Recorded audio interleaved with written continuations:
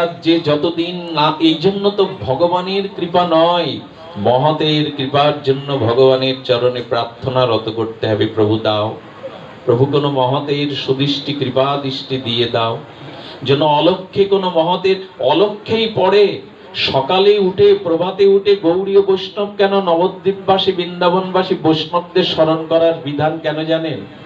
এইখান থেকে স্মরণ করলে ওইখানে ওরা সারা বুঝতে পারে, আপনার প্রতি দৃষ্টি দিয়ে দেয়। প্রভাতে ঘরের মধ্যে কোন শুদ্ধ মহাত্মাকে স্মরণ করলে ওইখান থেকে কৃপা দৃষ্টি আপনার উপরে দিয়ে যায়। কেমন জানেন? আর এই সিদ্ধ বাবাকে দর্শন করতে গেছে এক রাজা, আর যেই রাজা দর্শন করতে বাবাজির ভজন কুটিরের সামনে এসেছেন, সঙ্গে সঙ্গে কি হয়েছে জানেন? বাবা লাঠি নিয়ে, ভগবান দাস বাবাজি সম্ভবত, আমার নামটা মনে নেই, লাঠি নিয়ে ছাগল তাড়ানোর মতো যা যা চলে যা চলে যা বলে লাঠি তুলেছেন। রাজা অপমানিত হয়ে চলে গেলেন। ওই যে বললাম মহতের আচরণ থেকে বোঝা যাবে না বাইরে দিয়ে।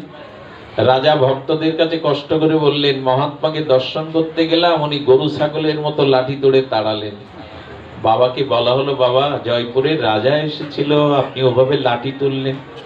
এসে বললেন, ওরে রাজারে লাঠি তুলিনি রে, বৃন্দাবনে এক তুলসী গাছ মুড়িয়ে দিচ্ছিল ছাগল, তাই তো এইখান থেকে কালনা থেকে, মানে গৌর মন্ডল থেকে তাড়াচ্ছেন। আচ্ছা ভাবুন তো, ওরা কোন রাজ্যে বাস করে?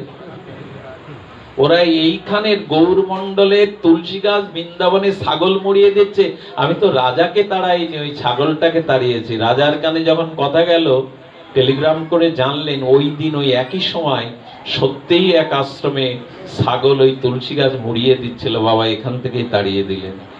কি মনে করেন বিকাশে টাকা পাঠানো যায়? 1000 মাইল দূরে বিকাশে নাম্বার টিপলে নগদ ক্যাশ পাঠানো যায়। আর এখানে বসে যদি মহতের চরণ চিন্তা করেন, ব্রজ থেকে এই কৃপাটা আপনার কাছে ফিরে আসে। এই জন্য বৃন্দাবনবাসী যত বৈষ্ণবগণ, এদের স্মরণ নিন, এরাই ভজনের অনর্থটাকে দূর করবে।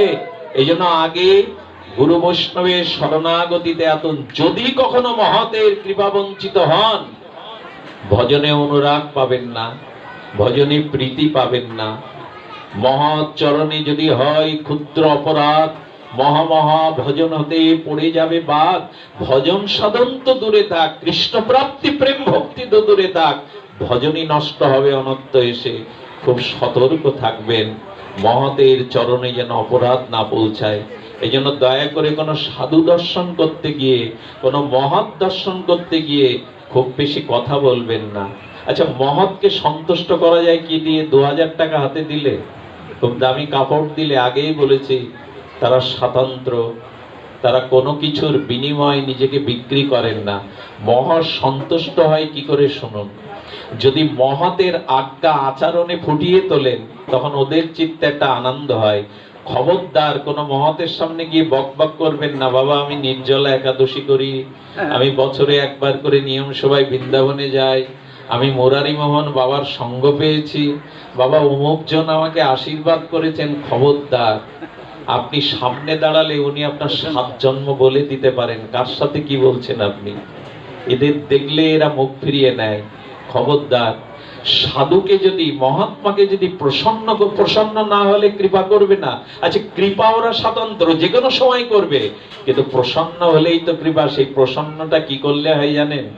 যদি আপনি ঠিক ঠিক ভজন করেন, ওই ভজন যার মধ্যে যত মহৎ, তাকে দেখে তত বেশি আনন্দ পায়। এটা বলবার কথা না। আচ্ছা কাচের মধ্যে একটা প্রদীপ জ্বাললে কাচ ভেদ করে আলোটা বাইরে আসে কিনা?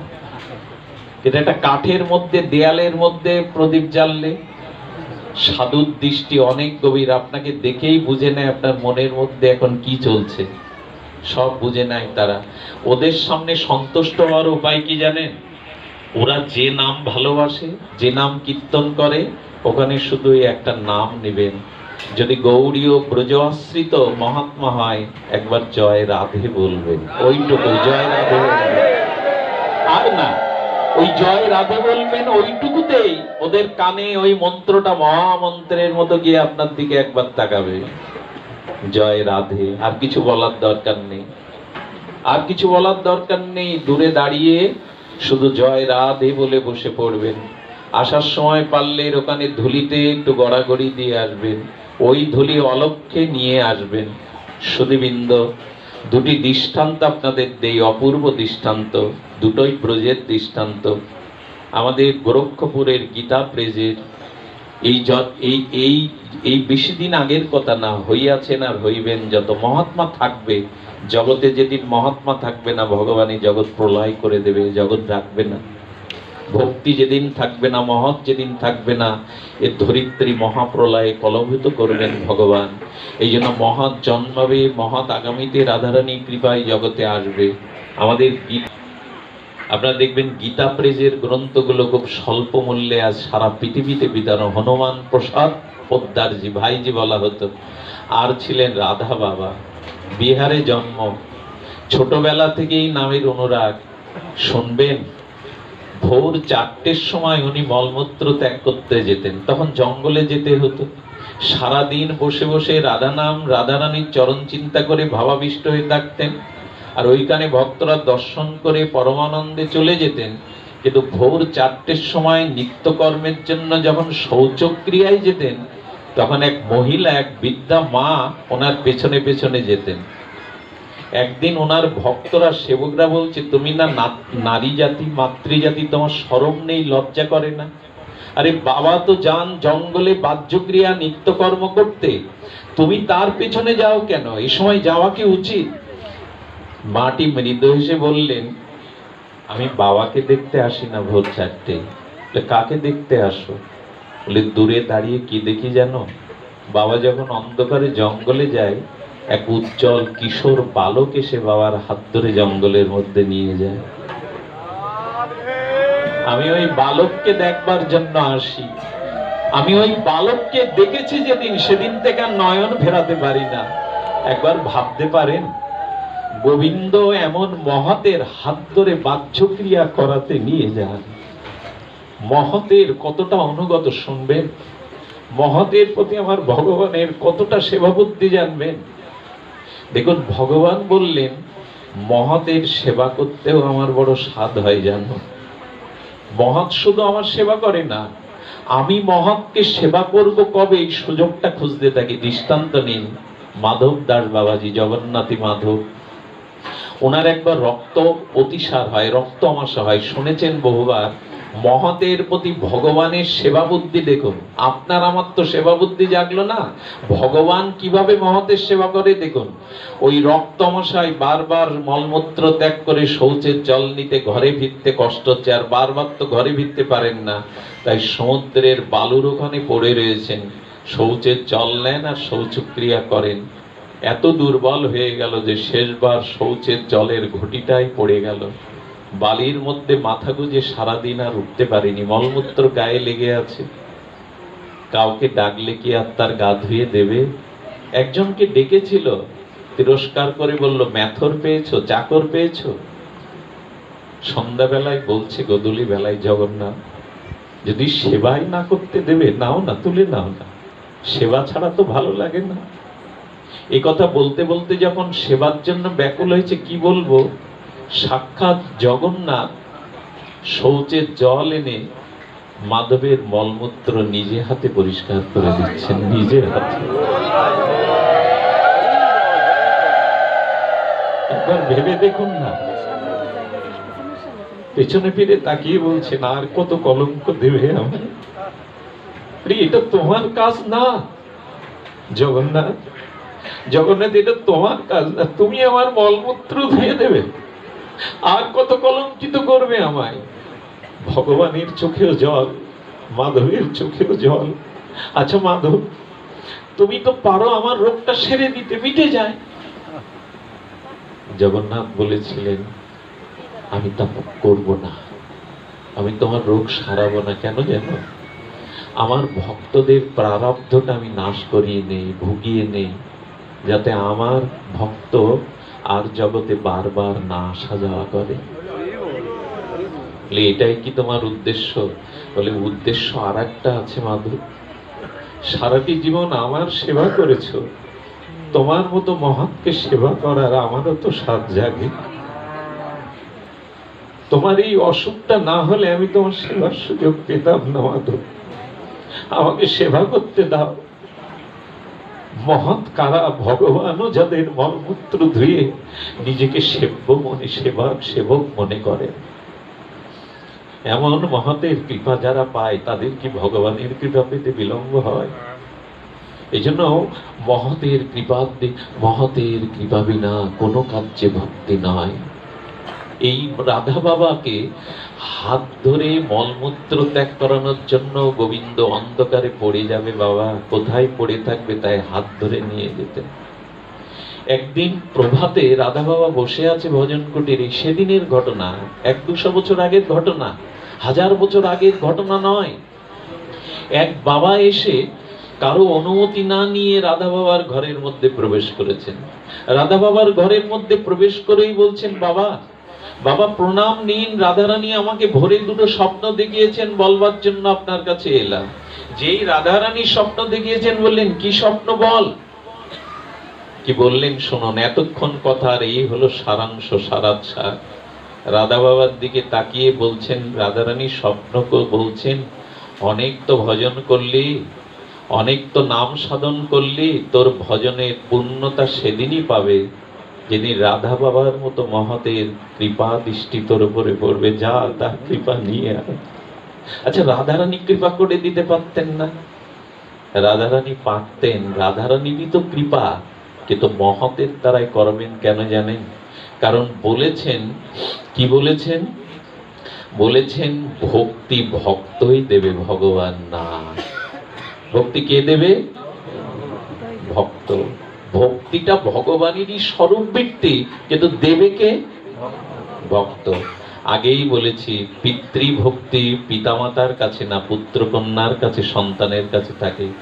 পতিভক্তি পতির কাছে না, স্ত্রীর কাছে থাকে। গুরু ভক্তি গুরুর কাছে না, শিষ্যের কাছে থাকে।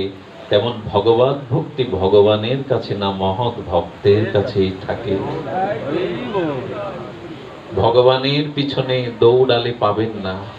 ভক্তি ভক্তই দান করবে, মহতি দান করবে।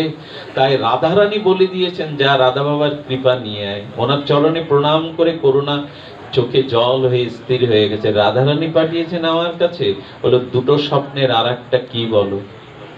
তখন বললেন, রাধা বাবাকে গিয়ে বলিস, রাধারানী বলেছেন, রাধা বাবাকে গিয়ে বলিস বর্ষনায় অমুক একজন চৈতন্য, নাম তার চৈতন্য কি যেন একটা, চৈতন্য বিহারী নাম। এই চৈতন্য বিহারীর হাতের মাধুকরী রুটি যেন, প্রসাদ যেন রাধা বাবা পায়। তার দর্শনে যদি যায়, যদি না পারে তার মাধুকরী রুটি যেন পায়। যেই রাধা বাবাকে এই কথা বলেছেন, রাধা বাবা মাথা নত করে ভক্তদের বললেন, আমার তো যাওয়ার সামর্থ্য নাই। তো তার প্রিয় ভক্ত যে কজন ছিলেন, 3 জনকে পাঠিয়ে বলছেন, বর্ষনায় এই মুহূর্তে যাও, সেই মহতের চরণে আমার দণ্ডবত প্রণাম দিয়ে তার শ্রীহস্ত থেকে একটু মাধু করি প্রসাদী রুটি নিয়ে এসো।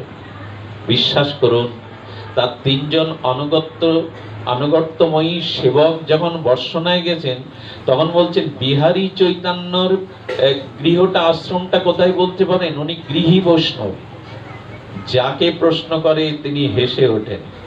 আরে হাসছে কেন জিজ্ঞাসা করে বলল, ওনাকে চিনি, এই নামের একজন আছে, কিন্তু সে উন্মাদ পাগল। তাকে খোঁজ করতে আপনারা মহাত্মারা কেন এসেছেন? বলে, বৃন্দাবনে রাধা বাবাকে পাঠিয়েছেন তার হাতের মাধুকরী রুটি নিতে। তখন বলছে, যান, ওই পাগল বাস করে বর্ষনার মন্দিরের পাশে এক নগরের মধ্যে, ওইখানে যান। তো সেই গ্রামে গিয়ে জিজ্ঞাসা করতে করতে তার কুটিয়া যখন দেখিয়ে দিল, যার কাছে জিজ্ঞাসা করে হাসে, উপহাস করে। আজ পাগলের কাছে কি যাবেন? উন্মাদ পাগল, কিছু ছুড়ে মারতে পারে। আগেই বলেছি, মহাত্মাকে বাইরে দিয়ে এভাবে চিনতে পারবেন না। ওনারা যখন তার ঘরে ঢুকে প্রশ্ন করছে, উনি কি চৈতন্য বিহারী আছেন? পাশের একজন এসে বললেন, ঘরের মধ্যে আছে, যান। ঘরের মধ্যে গিয়ে কি দেখলেন জানেন? খাটিয়ায় শুয়ে আছে, পায়ে বুট জুতো, আর জুতো পায়ে দিয়ে পা দুটো এভাবে নাটাচ্ছেন খাঁচের ওপরে, একটা কোট পরা, আলু থালু বেশ। আর সেই ঘরের চারপাশে পুরো দিনের রাজনৈতিক নেতা, সিনেমা আর্টিস্টদের ছবি টানানো। আচ্ছা, রাধা রানী এর কাছে পাঠাচ্ছেন রাধা বাবার মতো সিদ্ধ মহিমার রুটি আনতে, মাধুকরী আনতে। ওরা দেখেই প্রথম বললেন সর্বনাশ, আমরা যদি এনার হাত থেকেই মাধুকরী রাধা বাবাকে খাওয়াই, তাতে যদি রাধা বাবার ভজন নষ্ট হয়, চিরদিনের মতো অবরোধ হবে, ফিরে চল, সে হতে পারে না, রাধারানীর নির্দিষ্ট মহাত্মা এ হতে পারে না। এই বলে যখন ফিরে এসে আর একবার শুনছে, সবার কাছে বললেন না, চৈতন্য বিহারী উনি, আর কেউ না। তখন গিয়ে বললেন কি, মহাত্মা, আমরা এসেছিলাম আপনার একটি মাধুকরী রুটি ভিক্ষার জন্য। 10 কথা শুনি বলে, বেরিয়ে যাও, আমার কাছে রুটি টুটি নেই। বলে, রাধা বাবা পাঠিয়েছে, কৃপা করে যদি একটু, যেই রাধা বাবার নাম শুনেছেন, গালাগালি তো দিয়েই নিল। বলে, ওখানে আছে, নিয়ে যাও। বলে, আপনার হাত থেকে নিতে বলেছেন। রাগে কড়মড় করতে করতে একটা রুটি হাতের উপরে ছুড়ে দিল। বিশ্বাস করুন, রুটিটা এনে ওরা যখন ওর কথা বলতে যাবে, বলার আগেই মাধুকরী, রাধারানী নির্দিষ্ট ভক্তের হাতে মাধুকরী শ্রদ্ধায় অশ্রু জলে রুটিটা যেই মুখে দিয়েছেন যে ভাই, সঙ্গে সঙ্গে রাধা ভাবার অষ্টসাত্ত্বিক বিবারে প্রেম বিবার হয়ে পড়ে গেছে। একটু কণা মাত্র মাধুকরী প্রসাদে অষ্টসাত্ত্বিক ভাব বিকারে প্রেম বিকার এসে গেছে। সামনে যারা ছিলেন এক টুক করে দিলে, তাদেরও এই দশা। 24 ঘন্টা তারা এইভাবে বিভোর ছিলেন। 24 ঘন্টা। যিনি পরীক্ষা করতে গিয়ে ফিরে এসে নিতে চাননি, সে হাত বাড়ালে রাধা বাবা বলল, মহৎকে তুই বিচার করতে গেছিস, সেই ভাব তুই পাবি না। ওই যে বিচার করেছিল এই কিনা, উনি দূর থেকে বুঝতে পেরেছেন ভক্তি হয় কি সে জানানো আছে আমাদের, আমরা তা পালন করিনি। ভক্তের চরণ ধরিতে, ভক্তের চরণ ধরত জলে, আর ভক্ত ভুক্ত উচ্ছিষ্ট অবশেষে। এই 3টি ছাড়া তো ভক্তি কারো হয়নি, হবেও না কোনোদিন। আজও কি বিশ্বাস এসেছে এই 3টে জিনিসে? আজও কি এসেছে?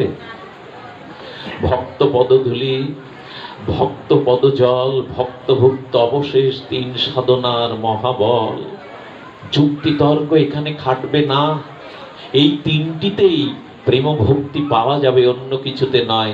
রাধা বাবা বলে দিলেন, তোর ভিতরে তর্ক এসেছিল, যুক্তি এসেছিল, এই ভাগ তুই পাবি না। 24 ঘন্টা রাধা প্রেমে বিভোর হয়েছিলেন। যিনি রুটি পাননি, তিনি অপরাধ মার্জনের জন্য চলে গিয়েছিলেন ওনার কাছে। কেন তবে তিনি এই দশায়?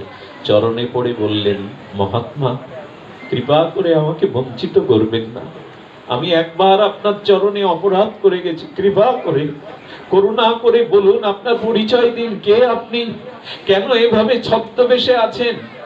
আচ্ছা, আপনার বাড়িতে সিন্ধুকে কতটা সোনা আছে, টাকা আছে, এটা লোককে বলেন আপনি? তেমন গৌড়ীয় বৈষ্ণব বলছে, রাখো প্রেম হৃদয়ে ভরিয়া, ভজনটা লোককে জানাতে চেয়েও না। প্রেম ভক্তিটা গুপ্ত করার জিনিস, লোককে জানাতে চেয়েও না। মহাত্মারা এই জন্য ঢেকে রাখে। সোনা দানা যেমন আমরা মাটির তলে সিন্ধুকের মধ্যে লুকিয়ে রাখি, রাখো প্রেম হৃদয়ে ভরিয়া।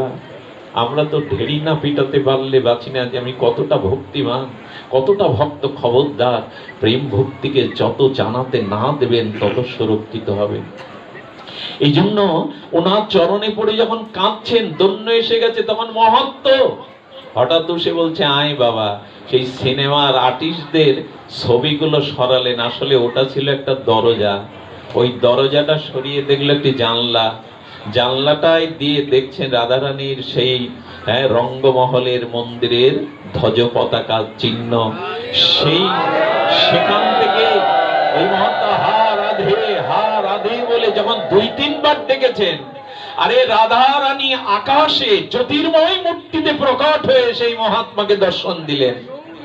ললিতা বিশাখার জ্যোতিতে যখন আকাশ আলোকিত হলো, তখন ওর হাত ধরে বলছে, দেখ সামনে কে দাঁড়িয়ে।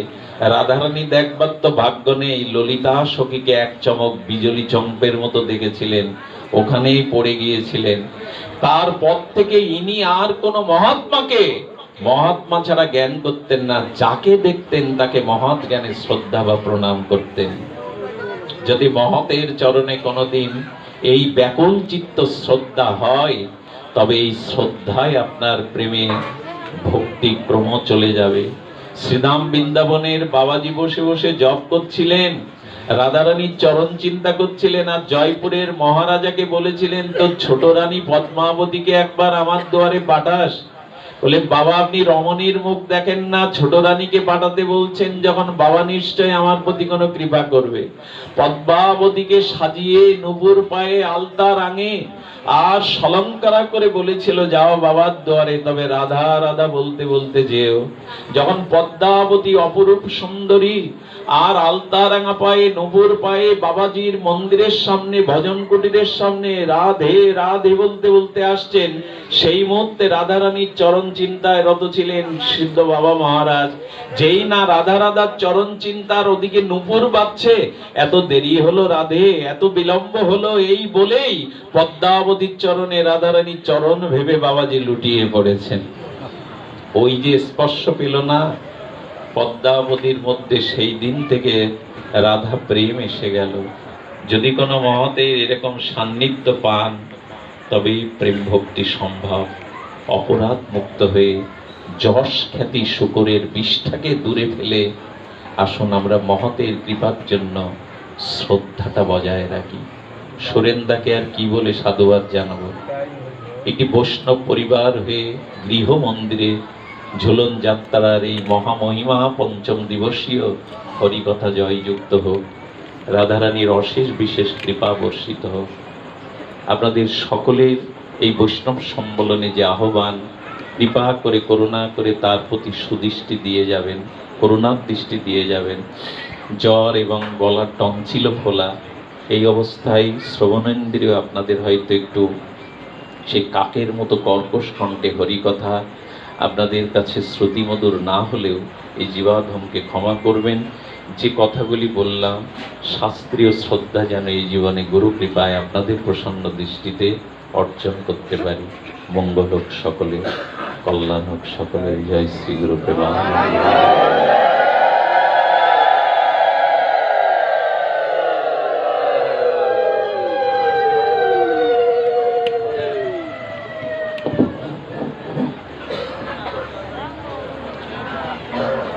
সুধীবর ভক্তমণ্ডলী, আমরা